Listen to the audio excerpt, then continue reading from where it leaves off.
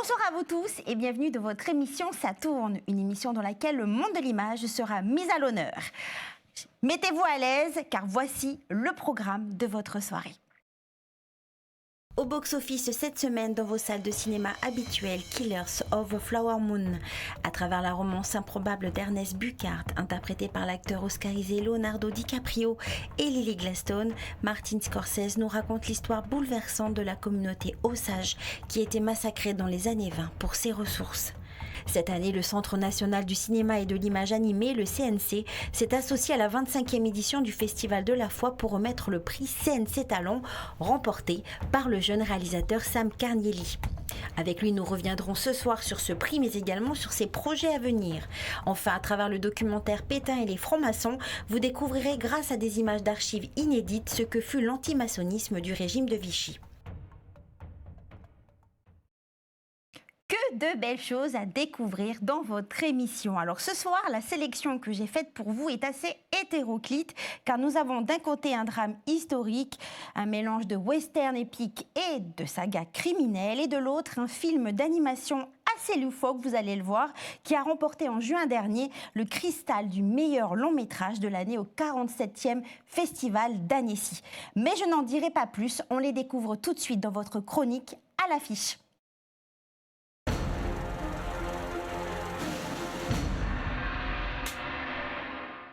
Et on commence avec le film Killers of the Flower Moon du réalisateur oscarisé Martin Scorsese. Un drame historique qui lève le voile sur la mise à mort de plusieurs membres de la tribu amérindienne des Osages dans les années 1920 après avoir trouvé du pétrole sur leur terre. On regarde la bande-annonce. Qui c'est cette terre, Henri? C'est ma terre. Le voilà enfin, notre héros de guerre est de retour au bercail. T'as bien fait de revenir ici parce qu'ici, les Osages sont les meilleurs, les plus magnifiques créatures au monde. Mais ce sont des gens avisés. Et ils ont fait en sorte de décider seuls à qui revenait le pétrole. Parle-moi de toi. T'aimes les femmes? C'est mon grand péché. Bon, on essaie de se mélanger à ces familles, et l'argent du pétrole coule dans la bonne direction, il coule vers nous.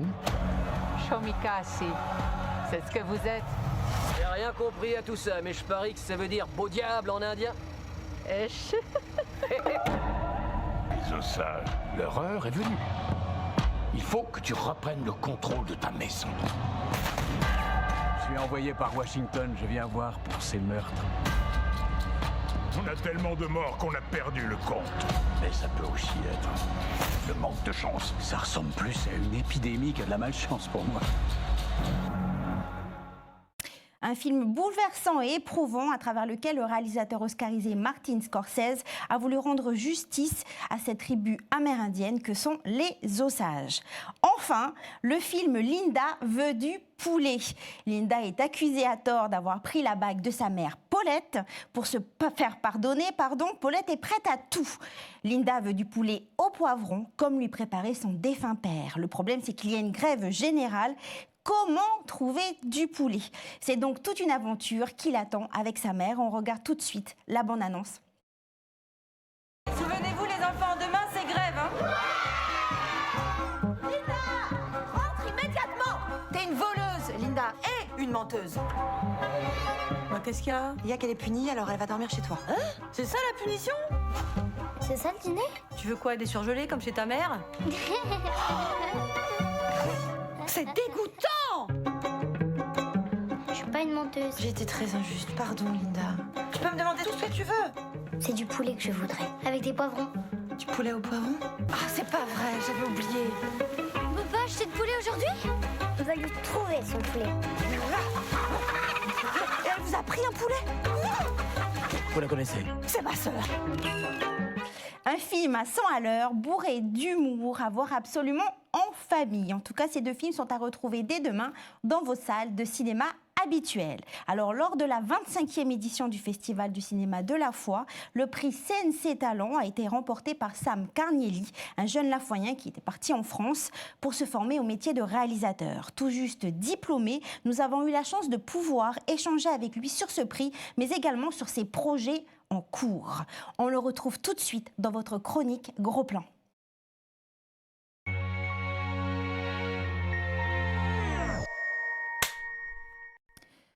Sam, bonjour.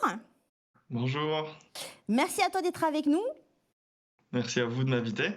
Alors, tu vis désormais à Paris, tu as fini tes études dans le cinéma, tu essayes de rentrer sur le marché du travail. Alors, tu réalises des films depuis tout jeune. Il y a eu par exemple le court-métrage Mon frère. Donc, on va voir des images. Il y a eu également Mystère et Tube de colle, un court-métrage que tu as réalisé avec d'autres étudiants de l'ECAR, alors l'École internationale de création audiovisuelle et de réalisation. Donc, c'est un court-métrage qui avait été réalisé dans le cadre du projet d'action d'enfance donc fait sans cinéma et qui a d'ailleurs reçu le prix du jury. Alors, Sam, avant de parler du prix que tu as reçu cette année au Festival du cinéma de la foi, pourquoi le cinéma ? Qu'est-ce qui te plaît dans le cinéma ? Je pense que ce qui me plaît dans le cinéma, c'est vraiment d'en faire. Genre, je suis tombé un peu dans le cinéma grâce justement au Festival du cinéma de la foi, qui est du coup un festival qui est apparu l'année de ma naissance dans mon village natal. Ah, c'est un signe. Et donc, voilà, c'était un signe. Et donc, du coup, très vite, je me suis retrouvé à participer au Festival du cinéma de la foi, un peu par hasard au début. Et au fur et à mesure, ils m'ont encouragé à continuer. Ils m'ont donné plein de repères. Et ça m'a poussé à continuer à faire des films, etc., etc. Et au fil des années, j'ai proposé chaque année un projet à ce festival-là. Et c'est vraiment ce côté, tout ce qu'il y a derrière, en fait. Tout ce que j'ai découvert grâce au Festival du cinéma de la foi, c'était tout ce qu'il y avait derrière l'envers du décor. Et c'est ça qui m'a attiré vers le cinéma. Et c'est vrai que je suis quand même plus du type à faire du cinéma plus qu'à en consommer. Parce que tu veux faire passer des messages à travers les différents courts-métrages que tu as pu réaliser ? Oui, c'est ça, parce que j'ai l'impression que le cinéma, c'est vraiment un vecteur d'image et de narration très puissant qui permet de peindre des enjeux, de peindre représenter la société et poser des questions à travers ces films-là. Et ça permet aussi de mettre le doigt sur des choses qui sont peut-être indicibles, indescriptibles, mais qui font partie de la complexité humaine, la complexité morale ou la complexité d'une société. Et je trouve que c'est ça qui est puissant avec le cinéma, c'est que tu peux parler de tout ça. Juste grâce à des images et partager des émotions qui seraient impossibles à écrire. Alors, tu l'as dit, tu as grandi avec le Festival du cinéma de la foi, commune dont tu es originaire. Alors, la réalisation, tu as commencé très tôt, puisque à 13 ans, tu vas recevoir un prix pour ton court-métrage Hakuna Matata. Très belle philosophie. C'est ça. Et puis, ton court-métrage À nous trois a eu lui aussi un franc succès, puisque tu vas remporter le prix donc Jeune Talent. Et d'ailleurs, les 3 actrices qui jouent donc dans ce court-métrage ont reçu le prix de l'interprétation. Donc cette année, le Centre national du cinéma et de l'image animée, donc le CNC, s'est associé à la 25e édition du Festival du cinéma de la foi en remettant donc à ce titre le prix donc CNC Talent. Donc c'est une aide à l'écriture que tu as remportée. Alors qu'est-ce que cela représente pour toi ? Bon, tu es un habitué, tu as déjà gagné des prix. Je ne les ai pas tous cités, j'en ai certainement oublié. Mais qu'est-ce que ça représente pour toi de remporter ces prix ? Déjà, je suis très heureux d'avoir pu remporter ce prix-là et je suis particulièrement touché que ça vienne du Festival du cinéma de la foi. Bien sûr. Parce que comme vous l'avez dit, voilà, j'ai grandi avec ce festival-là, ils m'ont vu grandir, ils m'ont vu évoluer et c'est grâce à eux si aujourd'hui je suis là aujourd'hui à Paris à vouloir vivre du cinéma. Donc ça me touche particulièrement que ça vienne du Festival du cinéma de la foi, et ça porte aussi beaucoup d'espoir pour la suite, dans le sens où bon bah là on m'a soutenu là avec ce prix-là, mais derrière c'est d'autres jeunes qui vont être soutenus de la même manière. Et moi ici en métropole, je vois plein de jeunes calédoniens qui viennent faire du cinéma, qui sont passés par le Festival du cinéma de la foi, et le fait de savoir qu'on peut être soutenu de cette manière-là par un petit festival local en Nouvelle-Calédonie, ben c'est engageant, ça donne de l'espoir et beaucoup de courage, ça nous encourage beaucoup, quoi. Oui, c'est une reconnaissance. Oui, c'est ça, c'est de se dire on fait pas tout ça pour rien, et qu'on localement on nous soutient et on nous dit continuez, allez-y. Alors justement, Sam, donc là, je l'ai dit, tu as fini tes études, tu essayes de rentrer sur le marché du travail, mais tu ne chômes pas pour autant. Donc par rapport à tes projets futurs, alors il y a un projet en particulier, donc qu'est-ce que tu peux nous en dire? Alors du coup, là, nous, je viens de réaliser un court-métrage qui s'appelle La Force des Lions, qu'on a produit avec une association que j'ai montée, avec une autre calédonienne qui est dédiée autour du cinéma ultramarin. Et j'ai réalisé ce court-métrage qui s'appelle La Force des Lions, qui raconte l'histoire d'un homme vietnamien. Sa femme l'a quitté pour partir avec un petit jeune, et du coup, il a l'impression que sa virilité a été bafouée, et donc du coup, il se lance dans une quête pour retrouver cette virilité-là, grâce notamment à son employé qui squatte chez lui, qui s'incruste chez lui et qui l'aide à retrouver cette voie-là. Ah, c'est une sacrée histoire. Oui, c'est une sacrée histoire. On vient juste de terminer le tournage, et là, on commence tout juste la post-production, le montage, et ensuite toutes les étapes de la post-prod. C'était un sujet qui te parle? Pourquoi La Force des Lions? Alors, La Force des Lions, parce que c'est le nom du groupe masculiniste que le personnage principal va rejoindre pour retrouver sa virilité. Ce film-là me touche, oui, parce que il touche à des choses que moi je connais. La question de la masculinité au XXIe siècle, et ça parle notamment du racisme anti-asiatique en France. Oui, quand il y a eu le Covid, là, ça ne devait pas être simple. Oui, avec le Covid notamment, ça a ramené plein de trucs, ça a posé plein de questions en fait sur le rapport qu'entretiennent les communautés asiatiques ici en métropole entre elles et avec la population métropolitaine. Et de manière générale, ça me permettait aussi, ce court-métrage, de parler de la Nouvelle-Calédonie sans en parler. Dans le sens où la question de la masculinité ou de l'identité masculine, c'est quand même un enjeu en Nouvelle-Calédonie. Et de la même manière, la question du racisme anti-asiatique, de manière générale du racisme, c'est aussi, mine de rien, un enjeu en Nouvelle-Calédonie. Et donc, quelque part, ça permet d'en parler sans en parler, de prendre une particularité de la Nouvelle-Calédonie, d'en faire une universalité, d'en parler aussi, que ça s'adresse un peu à tout le monde, notamment aux métropolitains.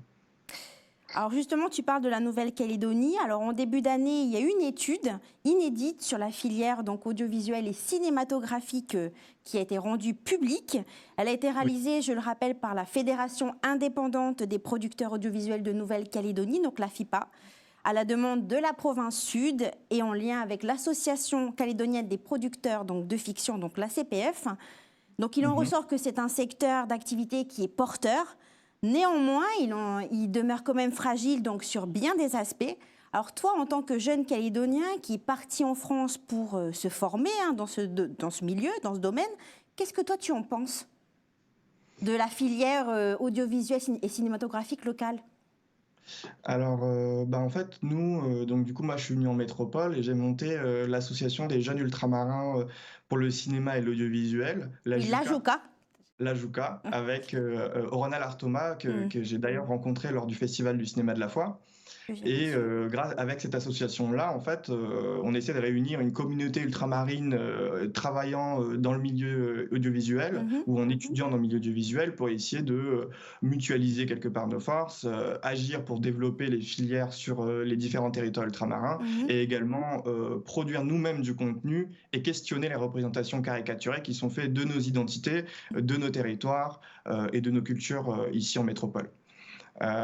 Et donc du coup, avec cette association-là, on s'est intéressé un petit peu aux différentes politiques audiovisuelles de la Nouvelle-Calédonie, mais aussi des autres territoires, et on se rend compte que en Nouvelle-Calédonie, en tout cas, depuis les années 2000, il y a énormément de choses qui ont été faites pour créer une industrie, pour la structurer, on a acquis des droits, on a acquis des garanties, mais que aujourd'hui, il y a encore un chemin, il y a encore un long chemin avant d'arriver à nos fins, qu'on n'est pas au bout de nos peines, entre guillemets.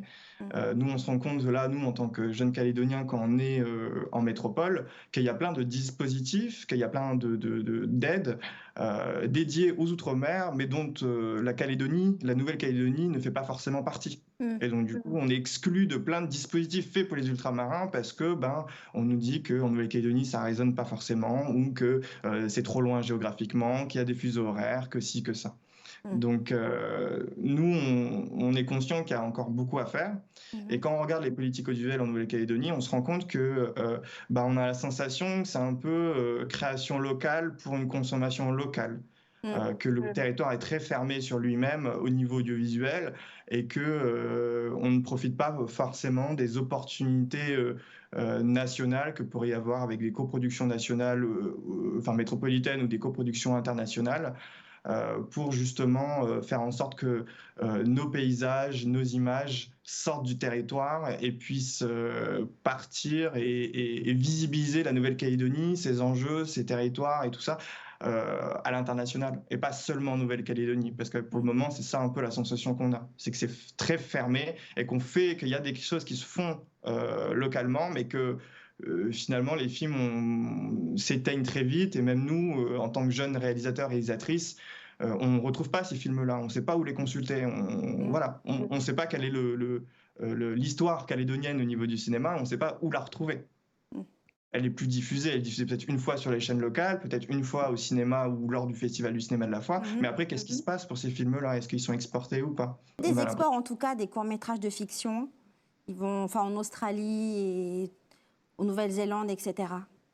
Effectivement, il y a des choses qui se font et c'est très bien. Mais nous, en tout cas, avec l'AJUCA, on a la sensation qu'on pourrait aller encore plus loin. Et après, c'est aussi une question de volonté politique, d'être proactif, créer justement des partenariats, essayer de visibiliser les intérêts calédoniens, en tout cas de la filière audiovisuelle en métropole, parce que c'est 70% des sociétés de production audiovisuelle qui sont en Île-de-France. C'est si on veut toucher des financements nationaux ou être inclus dans les circuits de diffusion nationaux, tout se passe en Île-de-France, à Paris. Et donc, il y a aussi une question de mobilité qui est importante et qui, je pense, qui devra se poser à un moment donné, en tout cas en Nouvelle-Calédonie, la mobilité professionnelle des gens qui sont issus du milieu audiovisuel en Nouvelle-Calédonie, parce que, on le sait très bien, le cinéma, c'est un métier de réseau, c'est un métier d'opportunité, c'est un métier de rencontre. Et en Nouvelle-Calédonie, on a cet handicap d'être isolé géographiquement. Et nous, à la JUCA, on pense qu'il y a ce travail-là au niveau de la mobilité professionnelle et la mobilité à la formation qu'il faut développer pour justement permettre des opportunités nationales de venir en Nouvelle-Calédonie. Après, c'est un coût aussi, le cinéma. Ah oui, c'est un coût. Mais justement, là, actuellement, en Nouvelle-Calédonie, on a on a une capacité de financement au niveau territorial qui est limitée et limitante. Le budget, par exemple, annuel, il est décidé annuellement par les politiques locaux. Donc, c'est quelque chose qui fluctue au fil des années selon les volontés politiques aussi. Donc, c'est pas quelque chose qui est protégé. On parle en Nouvelle-Calédonie de diversification économique avec justement le tourisme depuis plus d'une dizaine d'années.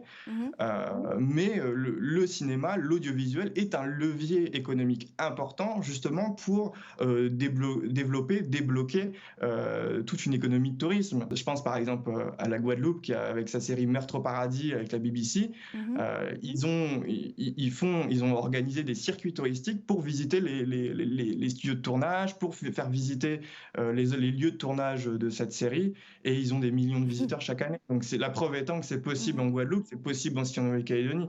Maintenant, c'est juste de s'en donner les moyens et d'avoir une véritable volonté politique, et ça, c'est autre chose. En tout cas, le message, je pense qu'il est bien passé, Alors, dernière question, Sam, si tu avais un petit message à faire passer aux jeunes du pays qui souhaitent faire des études du cinéma, qu'est-ce que toi, tu leur dirais? De partir? Alors oui. Déjà, que ce soit dans le cadre de l'audiovisuel, il n'y a pas de formation à l'audiovisuel en Nouvelle-Calédonie. Donc si vous voulez aller vers l'audiovisuel, partez.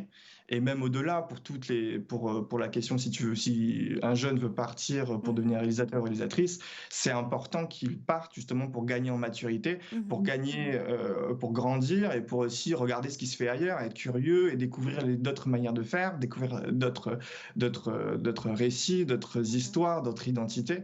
Justement, avec l'AJUCA, nous, quelque chose qu'on a compris assez vite, c'était que le fait qu'on vienne d'une île, en tant qu'ultramarin, le fait qu'on vienne d'une île, qu'on ait grandi dans des sociétés multiculturelles, qu'on ait grandi dans des sociétés où il y a une histoire coloniale, il y a des mémoires multiples, parfois douloureuses.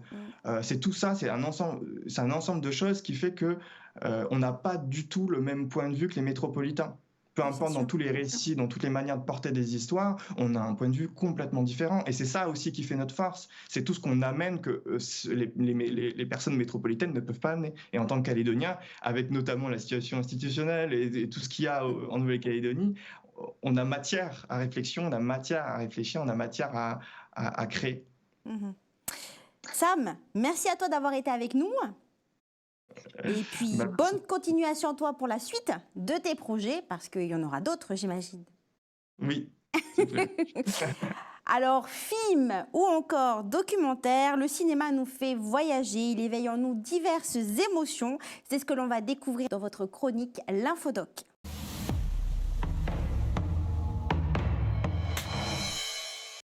Ce soir, à travers le documentaire historique Pétain et les francs-maçons, réalisé par Jean Barra et coécrit avec l'historien Laurent Joly, spécialiste de Vichy, vous allez découvrir un pan de l'histoire peu connu du régime pétainiste.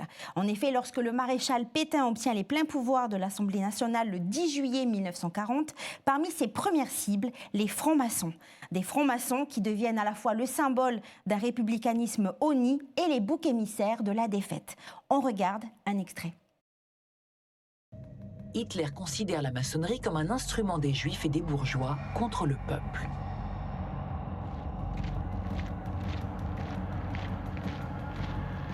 Un commando spécial de l'Office central de sécurité du Reich arrive à Paris. Sous les ordres du commandant SS Helmut Nochen, une vingtaine d'hommes, des trentenaires pour la plupart universitaires, l'élite de la SS. Pour infiltrer les milieux qui les intéressent et mener à bien leurs opérations, les SS ont besoin de s'appuyer sur des informateurs et des agents français. Ils vont les recruter parmi ceux qui, soit par revanche, soit par appât du gain, acceptent de devenir les auxiliaires zélés des services de sécurité de l'ASS et sa tristement célèbre Gestapo. À Vichy, où le gouvernement et les assemblées se sont repliés, le 9 juillet 1940, la République est renversée. Les pleins pouvoirs sont remis au maréchal Pétain. Grand artisan de l'opération, Pierre Laval est désigné dauphin du vieux maréchal. Une dictature voit le jour sous le nom d'État français. Le maréchal Pétain exècre les francs-maçons. Pour lui, la franc-maçonnerie est la principale responsable de nos malheurs.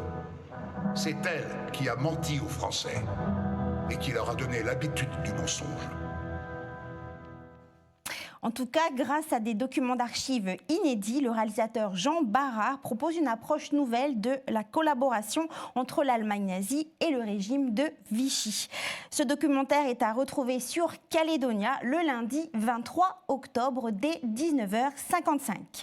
Enfin, j'ai commencé cette émission en vous parlant du réalisateur américain Martin Scorsese et de l'acteur Leonardo DiCaprio. Eh bien, ça tombe bien car nous allons finir en parlant d'eux, car ce soir, avec King Taz, nous allons parler du film Le Loup de Wall Street, sorti en 2013, qui était d'ailleurs à cette époque l'un des plus gros succès d'Hollywood. C'est l'heure de votre rubrique L'envers du décor. Bande de qui n'êtes pas prêts, pas. Non mais allez, sérieux.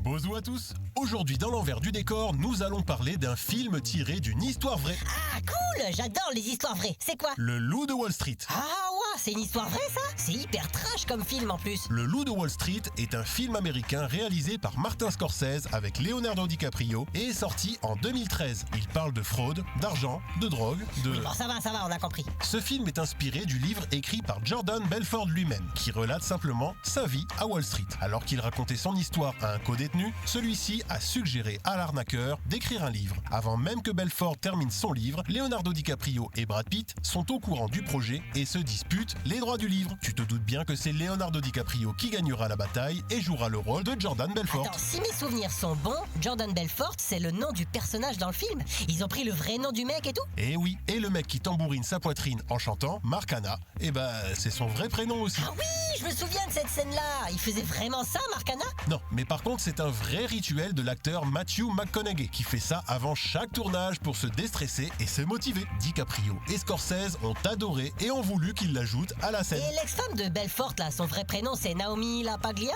aussi? Non, mais par contre j'ai une petite anecdote sur Margot Robbie. Elle a eu le rôle en giflant DiCaprio. Hein? Comment ça? Et ben pour avoir le rôle, à la base, elle devait jouer une scène puis embrasser DiCaprio. Elle a finalement décidé de le gifler et de lui dire d'aller se faire voir. DiCaprio a adoré et lui a donné le rôle. Bel engin. Et le vrai Belfort, il a participé au film? Oh que oui, tu t'en doutes bien. Il joue le rôle du speaker promotionnel. Mais arnaqueur un jour, arnaqueur toujours, il a fait un procès à la production du film et a réclamé 300 millions de dollars car le film avait emmené une image négative à son histoire. Mais non! Ouais, au moins, la boucle est bouclée, quoi. Et ouais, c'est la magie du cinéma. Et oui, au cinéma, tout est possible. Il est déjà l'heure de se quitter. Merci à vous de nous avoir suivis. Vous pouvez retrouver cette émission sur notre site internet caledonia.nc. Quant à moi, je vous dis à mardi prochain pour de nouvelles aventures.